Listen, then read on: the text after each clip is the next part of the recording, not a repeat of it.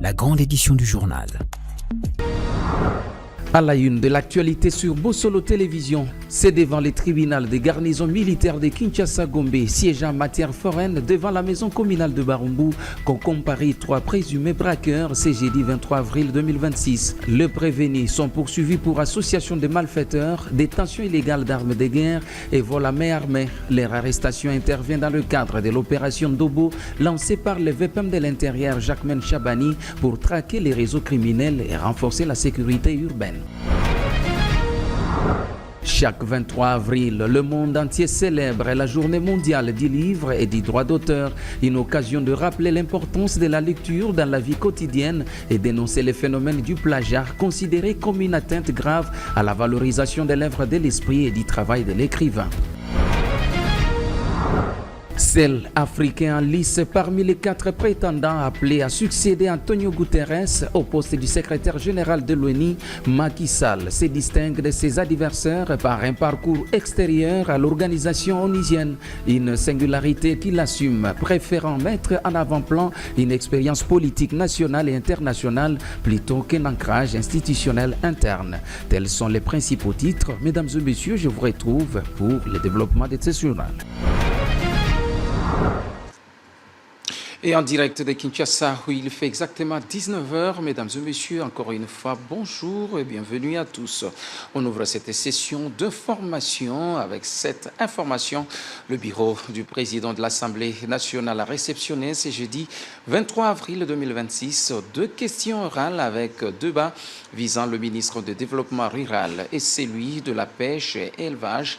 La première concerne la planification des objectifs nationaux, la promotion et l'encadrement des paysans, éleveurs et pêcheurs, et d'autres sur l'élaboration et l'organisation de la politique dans la province de la Tchoapa. Pour son initiateur, le député national Colin Efoya, ces initiatives partenaires visent à comprendre les raisons derrière l'absence des politiques publiques capables de booster le développement dans ces coins de la République démocratique du Congo. Images et commentaires.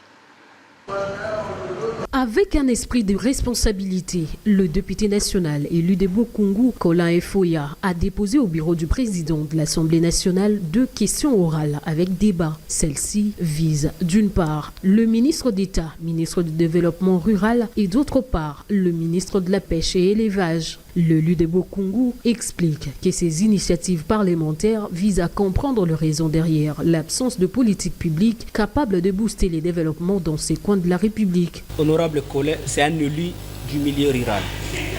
Je suis élu de Bokungu, un territoire totalement rural et qui dépend, qui doit son développement à l'intervention notamment de ces 2 ministères.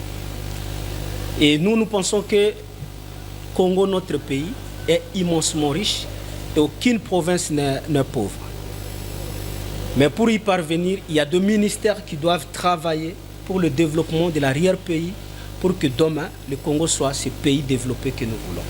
À travers ces 2 questions que nous avons adressées à ces 2 membres du gouvernement, nous osons croire, mais nous espérons qu'ils seront là pour éclairer pourquoi jusque-là, il n'y a aucune politique, pourquoi jusque-là, le Congo dépend de l'importation, même de poissons qu'on ne peut pas importer. Chaque ministre il est responsable de son département. Ce n'est pas au chef de l'État, ce n'est pas au président de la République de venir travailler dans chaque ministère ou dans tous les secteurs. Interrogé sur la possibilité d'aller au-delà d'une simple question orale avec débat, Colin Efoya ne s'inscrit pas dans la dynamique de faire tomber le membre de l'exécutif. Pour l'initiateur, le développement de la RDC dépend de certains ministères, notamment celui de la pêche et l'élevage et celui du développement rural, qui sont de locomotives du développement du pays. Il faut noter que la question orale avec débat fait partie de procédures parlementaires permettant aux élus d'interroger directement le membre de l'exécutif. Tout à fait autre chose. Entre accompagnement professionnel et exploitation pour soi, les partis AVC a mobilisé ses partisans afin de soutenir la vision du chef de l'État. Les week-ends derniers, Maître Diki Manzila a échangé avec la base de cette formation politique à Bumba, dans les territoires de Madimba au Congo central. L'objectif reste de sensibiliser les femmes et les jeunes à la prise de conscience collective. Les commentaires sont d'Edouard Chama. C'est sous cette pluie battante que des milliers de jeunes, des femmes et d'hommes ont répondu dimanche dernier à l'appel à une mobilisation organisée par le parti Autovision du Congo à Mbouba, territoire des Madimba dans la province du Congo central. Sous l'égide des maîtres Diki Manzila, représentant légal de l'autorité morale du parti AVC, Didier Boudimbo a fait passer un message fort. Réunis au marché Mbouba, plus de 500 bassines ont été distribuées aux femmes ayant pris part à cet événement, un équipement essentiel pour les travaux ménagers quotidiens. Ces gestes philanthropiques posés par Maître Diki Manzila a marqué l'assistance. Soucieuse d'une émancipation socio-professionnelle, une voiture neuve a été mise à la disposition de la communauté pour la création d'une auto-école destinée à la formation des jeunes. Ces projets visent à faciliter l'accès à l'emploi pour la jeunesse des Madimba dont il fait partie. En signe de reconnaissance, la base d'Embouba a réitéré son soutien indéfectible aux différentes autorités du parti. Outre l'autorité morale et Maître Diki Manzila, les militants et sympathisants ont également réitéré leur soutien au gouverneur des provinces, Grace Bilolo, président interfédéral de l'AVC Congo central. Par ailleurs, Diki Manzila, l'homme dont la pugnacité a démontré sa capacité à fédérer toutes les couches autour d'un idéal commun, a affirmé que ses actions s'inscrivent dans l'étroite ligne de la vision de l'autorité morale du parti Didier Boudimbo, résumée par les slogans « Tout droit, Tina 3 ». Et nous l'avions mentionné au sommaire de ce journal. 3 présumés braqueurs ont été présentés ce jeudi devant la justice dans le cadre de l'opération Ndobo lancée tout récemment par le vice-premier ministre, ministre de l'Intérieur. Le vice-premier ministre en charge de l'Intérieur, Jacquemain Chabani, qui a personnellement assisté à l'audience, CV rassurant pour mettre fin aux pratiques ayant entré avec la criminalité dans la capitale congolaise. Escortés et étroitement encadrés par les éléments de la police nationale congolaise, ville de Kinshasa, 3 présumés braqueurs ont comparu ce jeudi devant le tribunal de garnison militaire de Kinshasa-Gombe, siégeant en matière foraine devant la maison communale de Barumbu, en présence du VPM de l'Intérieur, Sécurité et Affaires coutumières Jacquemain Chabani, du bourgmestre de la commune de Barumbu, ainsi que du commandant ville de Kinshasa. Le juge président a tout d'abord passé à l'identification de ces présumés criminels et les a rappelés les faits infractionnels qui pèsent sur eux. Cette audience foraine se tient dans un contexte marqué par la recrudescence des actes de banditisme dans la capitale congolaise. Les prévenus sont poursuivis pour association de malfaiteurs, détention illégale d'armes de guerre et vol à main armée. Ces infractions courent jusqu'à des peines capitales, comme le cas de l'association de malfaiteurs. Leurs arrestations s'inscrivent dans le cadre de l'opération Ndobo, lancée pour traquer les réseaux criminels et renforcer la sécurité urbaine. Présent à cette audience, le vice-premier ministre Jacquemain Chabani Louko a voulu, par sa présence, réaffirmer la détermination du gouvernement à lutter contre l'insécurité, particulièrement dans la ville de Kinshasa. Les autorités promettent de poursuivre ces opérations afin de restaurer la quiétude au sein de la population. Suite aux mauvaises intempéries, l'instruction de cette affaire se poursuivra ce vendredi 24 avril devant le tribunal militaire de Kinshasa-Gombe, a fait voir le président du tribunal militaire de garnison de Kinshasa-Gombe. Et la mise à disposition de numéros verts de la police nationale congolaise marque une nouvelle avancée dans la modernisation des services de sécurité en République démocratique du Congo. Ces dispositifs destinés à faciliter les alertes ainsi que les interventions urgentes visent à rapprocher davantage les forces de l'ordre de la population, a été officiellement remis par le vice-premier ministre et ministre de l'Intérieur au ministre des Télécommunications. Ce numéro procède ainsi à l'ouverture prochaine du centre d'appel d'urgence de la police. Les commentaires sont de Nadine Mayombe, rendus pour vous par Esther Mbombo.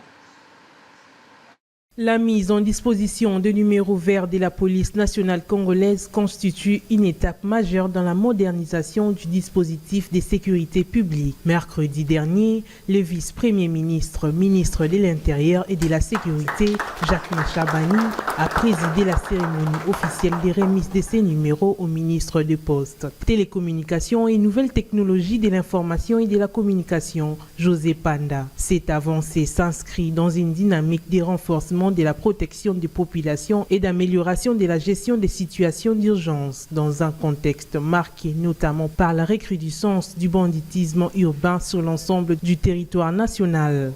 Mais un numéro vert est déjà opérationnel et en plein test. Le fait qu'aujourd'hui il sera renforcé avec un plus de 3 numéros verts, nous sommes convaincus que cela va augmenter son niveau d'opérationnalisation. José Panda, ministre des Télécommunications et Nouvelles Technologies de l'Information et de la Communication, est revenu sur la décision du Conseil des ministres axée sur la mise en place d'un numéro vert qui visera à mettre fin au banditisme qui sévit dans la capitale. Décidé également par une grande décision du Conseil des ministres pour que je puisse venir vous donner officiellement ce numéro pour que notre population soit sécurisée.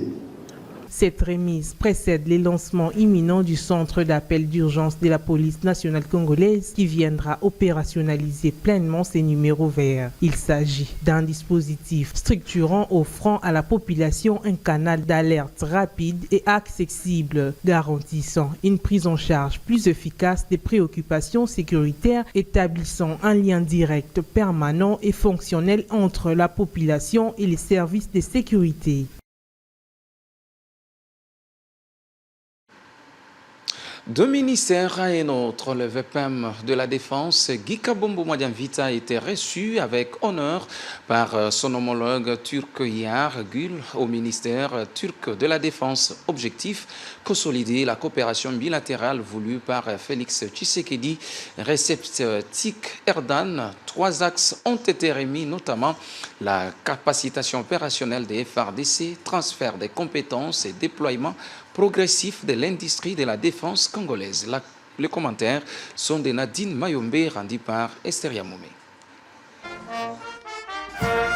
Honneur et parade militaire en son honneur. Le patron de la défense nationale congolaise, maître Guy Kabombo Madianvita, a été reçu par son homologue turc, Yasser Güler, au ministère de la Défense nationale turque. Une énième rencontre pour le des autorités qui ont eu un tête-à-tête à huis clos avant de rejoindre leur expert sectoriel pour une séance de travail. L'objectif reste de consolider la relation bilatérale en matière de défense sous l'impulsion de 2 chefs d'État, Recep Tayyip Erdogan et Félix-Antoine Tshisekedi Tshilombo. Le partenariat stratégique entre Kinshasa et Ankara s'articule autour de 3 axes, à savoir la capacitation militaire opérationnel, le transfert des compétences et l'accompagnement progressif du déploiement de l'industrie de défense nationale congolaise. Le VPM de la défense nationale congolaise s'est dit satisfait quant à la qualité de la collaboration avec le ministère turc de la Défense, notamment par la signature du contrat entre Afritex et MKE, une société industrielle militaire turque qui marque un tournant décisif dans le renforcement des équipements militaires au profit de FARDC. Il a par la même occasion plaidé pour l'accélération de la mise en œuvre des accords signés en 2022 relatifs à l'industrie de la défense et protocole d'aide financière. De son côté, le ministère turc a exprimé la volonté de la Turquie à accompagner la RDC dans la modernisation de son appareil de défense tout en développant des initiatives mutuellement bénéfiques.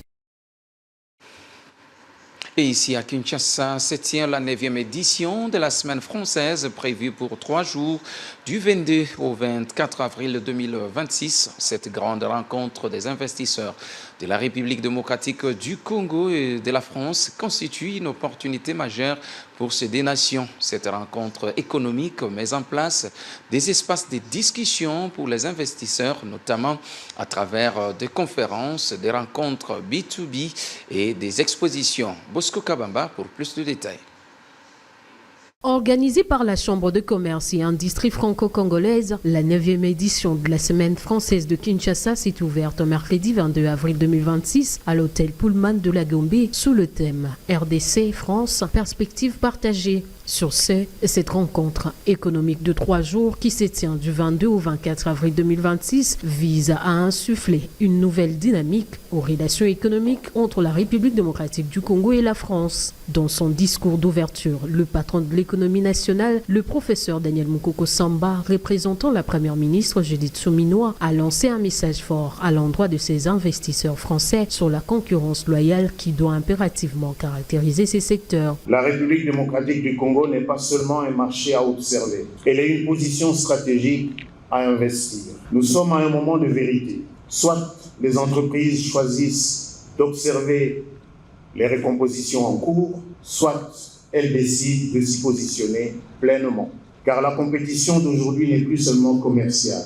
Elle est une course de présence, d'ancrage, de confiance, de technologie, de financement et de vision. De son côté, la République démocratique du Congo envoie des signaux qu'il convient de savoir lire. Notre message est donc simple. La République démocratique du Congo est prête pour des partenariats plus ambitieux, plus équilibrés et plus transformateurs. Le VPM de l'économie nationale Mukoko Samba a émis le vœu d'une coopération qui doit répondre aux attentes économiques de 2 États. Je forme ainsi le vœu que cette 9e édition de la Semaine française de Kinshasa ne soit pas seulement un succès d'organisation, mais surtout un tournant de positionnement. Cette rencontre a permis aux officiels de procéder à la visite du stand où entreprises françaises et congolaises présentes à Kinshasa ont exposé leur savoir-faire, illustrant ainsi le dynamisme du partenariat économique entre les 2 pays. Et les comités de suivi de la paie annoncent le début du paiement des salaires d'avril 2026 pour les agents et fonctionnaires de l'État. Selon ces services, la première phase concerne le militaire, le policier et une partie des enseignants avant de couvrir les corps administratifs et autres agents de l'État. L'annonce a été faite à l'issue d'une réunion d'évaluation organisée mercredi 22 avril 2026 à Kinshasa. Regardez.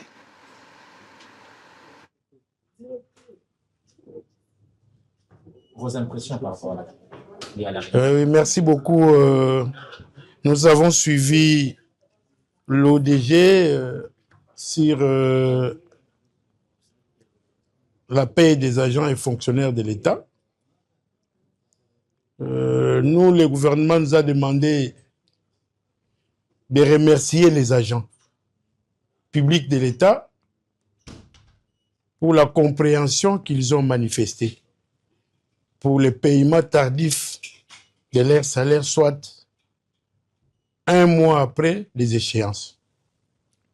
Donc le gouvernement nous a demandé de remercier en son nom les agents et fonctionnaires parce qu'ils ont été compréhensifs.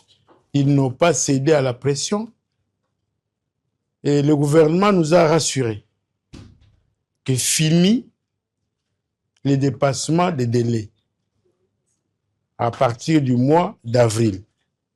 C'est-à-dire, comme l'a dit l'ODG, la paie du mois d'avril commence aujourd'hui, le 22. Nous disons au gouvernement merci pour les efforts consentis afin que nous puissions retrouver la régularité de la paie. Mais nous pensons que cette situation va perdurer dans les temps. Et cette réunion, c'est la bienvenue parce que ça nous permet à avoir toutes les informations à communiquer aux agents. C'est ça. Et chaque 23 avril, le monde entier célèbre la journée mondiale des livres et du droit d'auteur. Plus que jamais, les livres s'imposent comme un outil essentiel de savoir et d'émancipation. Cette journée met en lumière l'importance de la lecture et encourage chacun à cultiver les goûts de la lecture. Comme le dit l'adage, la lecture est pour l'esprit ce que l'exercice est pour le corps. Le reportage est de Diony Yombo et Jérôme Luzolo. C'est une véritable fête pour les amoureux de la lecture, les érudits et les architectes de mots. la lecture agrandit l'âme, écrivait Voltaire. Chaque 23 avril, le monde célèbre la journée mondiale du livre et du droit d'auteur. À Kinshasa, cette journée n'est pas passée inaperçue. Eugène Kandolo, éditeur aux éditions Cas Possible, rappelle l'importance de la lecture dans la vie quotidienne. Pour lui, celui qui ne lit pas devient esclave de celui qui lit, une manière d'inciter sur le pouvoir du savoir et de l'esprit critique. Parce que justement, le produit de l'œuvre d'esprit n'est pas encadré.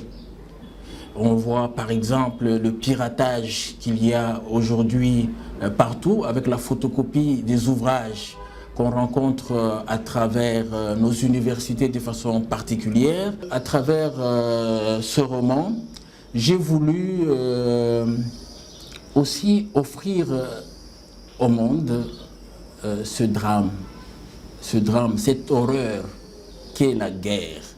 C'est un livre pour la paix. Dans le cadre de cette célébration, le professeur Albert Ilunga Kamaï s'est penché sur la question cruciale du droit d'auteur.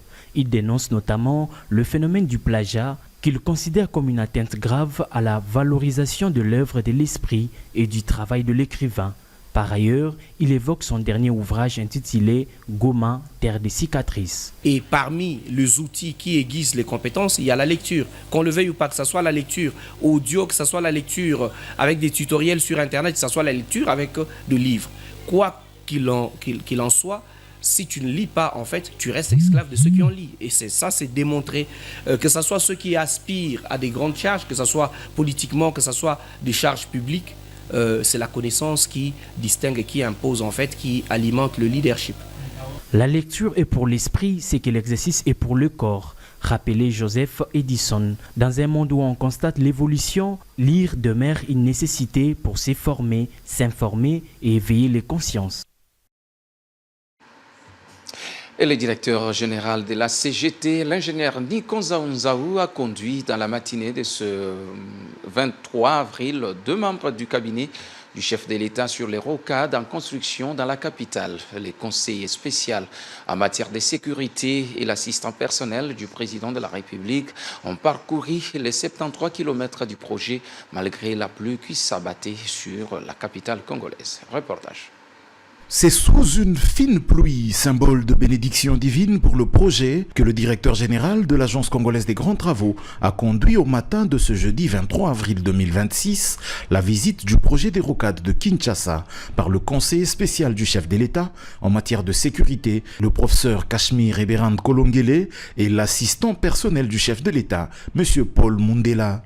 Au quartier Bouma, où le site érosif a été maîtrisé, Nikonza Nzaou a fait le topo complet du projet. Il explique les étapes franchies par ce travail remarquable réalisé par Cisco SA et ses sous-traitants grâce au financement du programme sino-congolais. Ce sont 73 km de routes qui sont en cours de revêtement après d'importants travaux de terrassement, plusieurs ouvrages de franchissement dont 3 ponts allant de 180 à 90 mètres de portée, une opération importante d'expropriation avec plus de 3000 propriétés impactées. Sont là, entre autres, les renseignements mis à la disposition des visiteurs qui saluent le travail abattu à l'issue de la visite. Monsieur Paul Mundela est assistant personnel du président de la République. Je suis quand même stupéfait de ce travail qui est effectué. Il faudrait que cet ouvrage soit livré afin de désengorger un peu la ville. Le tracé des rocades sud-est et sud-ouest passe par des collines qui ne devraient pas être occupées par les habitations.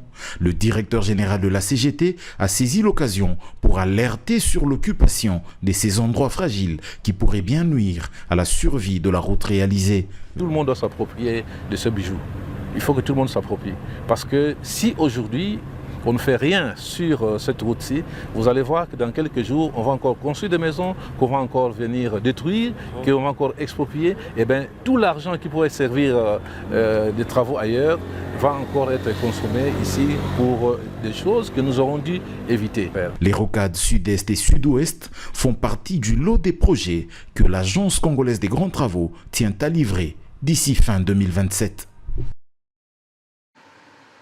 Et à un mois et demi de la Coupe du Monde 2026, les autorités congolaises accélèrent sur le terrain diplomatique. Mardi 21 avril à Kinshasa, le ministre des Sports et Loisirs Didier Boudimbu et la vice-ministre des Affaires étrangères Noéla Ageganagato ont engagé des échanges avec le représentant des ambassades des États-Unis et du Canada. Objectif, baliser les aspects logistiques et administratifs liés au déplacement de la délégation officielle appelée à accompagner les léopards. Dano Makuso pour plus de détails. Le ministre des Sports et Loisirs Didier Boudimbu et la vice-ministre des Affaires étrangères Noéla Ayeganagato ont engagé des échanges avec le représentant des ambassades des États-Unis et du Canada. Au cœur de ces discussions, la facilitation des visas, la coordination des flux des supporters et l'encadrement global du séjour dans les deux pays hôtes du Coupe du Monde 2026, prévu du 11 juin au 19 juillet prochain. Cette démarche des autorités congolaises traduit la volonté de l'exécutif de mieux structurer la présence congolaise à l'international, bien au-delà du seul cadre sportif. Sur le plan sportif, la RDC s'apprête à renouer avec la scène mondiale 52 ans après sa première participation à la Coupe du Monde 1974. Les Léopards évolueront dans un groupe relevé aux côtés du Portugal, de la Colombie et de l'Ouzbékistan. En marge de cette séquence diplomatique, le patron du sport Didier Boudimbu a également sonné l'alerte face à la recrudescence des arnaques en ligne liées au voyage des supporters. Le gouvernement insiste sur le fait qu'aucun paiement ne sera exigé aux fans sélectionnés. Les frais de transport, d'hébergement et de billetterie seront entièrement pris en charge par l'État. J'ai fait des déplacements vers ma collègue, la vice-ministre des Affaires étrangères, parce qu'on avait une réunion avec le chargé d'affaires de l'ambassade des États-Unis et la chargée d'affaires de l'ambassade du Canada. Question de déjà préparer le déplacement de nos supporters et de tous ceux qui doivent accompagner l'équipe nationale, tant officielle et ceux qui ne le sont pas. La réunion elle a vraiment été très bonne et je profite de l'occasion pour lancer un appel parce qu'on voit qu'il y a beaucoup de tendances d'escroquerie sur le net, des gens qui demandent de l'argent ou qui prétendent avoir le contrôle sur la liste qui sera soumise, pour les visas, pour faire le déplacement avec nos léopards. Cette liste n'est pas monnayée, il n'y a pas d'argent à payer, il n'y a rien du tout à part les personnes qui sont censées accompagner l'équipe, donc les supporters qui seront pris en charge par l'État congolais. Entre la préparation logistique et la vigilance sécuritaire, Kinshasa entend poser le base d'une participation encadrée et maîtrisée des léopards sur la scène mondiale.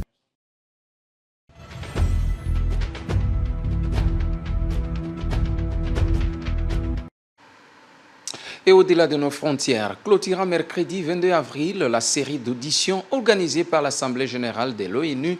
L'ancien président sénégalais Macky Sall s'est présenté en candidat déterminé à incarner un leadership global au-delà des clivages géopolitiques. Edouard Chama pour plus de détails. C'est une phase d'échange qui s'inscrit dans le processus de désignation du futur secrétaire général appelé à succéder Antonio Guterres à l'issue de son mandat à la tête de l'Organisation des Nations Unies. Seul africain en lice parmi les 4 prétendants, l'ancien président sénégalais Macky Sall se distingue de ses adversaires par un parcours extérieur à l'organisation onusienne. Une singularité qu'il assume, préférant mettre en avant une expérience politique nationale et internationale plutôt qu'un ancrage institutionnel interne. Ma première priorité sera de contribuer à restaurer la confiance, apaiser les tensions, réduire les fractures et redonner espoir dans notre action collective. Comme le veut la Charte des Nations Unies, je serai un secrétaire général impartial. Cependant, la candidature portée par le Burundi ne fait pas consensus sur les continents. L'absence de soutien de plusieurs pays de l'Union africaine, y compris le Sénégal, son pays constitue un revers notable pour Macky Sall. Face à ces réticences, l'ancien président sénégalais a tenu à rappeler la lettre de la Charte des Nations Unies. La Charte nous engage à les protéger sur la base des principes fondamentaux qui consacrent la primauté du droit et le besoin de justice. De même, à 4 ans de l'évaluation finale de l'agenda 2030, je veillerai à la bonne conduite des objectifs de développement durable ainsi que de l'élaboration de l'agenda d'après 2030 avec les États membres. La désignation du prochain secrétaire général est attendue à l'automne pour une prise de fonction le 1er janvier 2027. D'ici là, les tractations diplomatiques s'annoncent décisives dans une élection où équilibres régionaux et jeux d'influence pèseront lourdement. Sustained attention will also be given. Voilà qui met fin à cette édition du journal sur Bossolo Télévision, coordonnée par Esther Yamoumé, réalisée par Gédéon Chitumbi et Prince Ngoï en a assuré sa prise de vue. Quant à moi, je vous dis merci de nous avoir suivis et je vous prie de gérer fidélité à la première chaîne au cœur d'investigation en République démocratique du Congo. Au revoir.